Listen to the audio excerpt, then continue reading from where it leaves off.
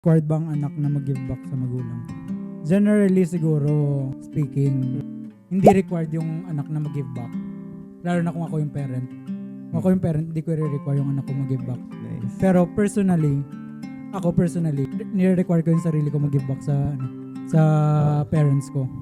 Kasi, paano ko ba sasabihin? Parang, malalaman mo rin kasi iba-iba naman tayo kung paano tayo pinalaki.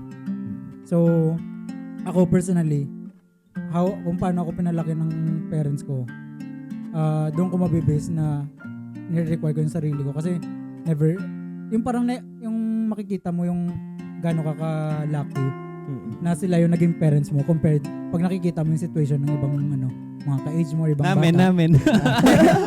Namin ako. Wala kita yung situation nyo. Huwag ka na lumayo. Ito yung mga katabi ko.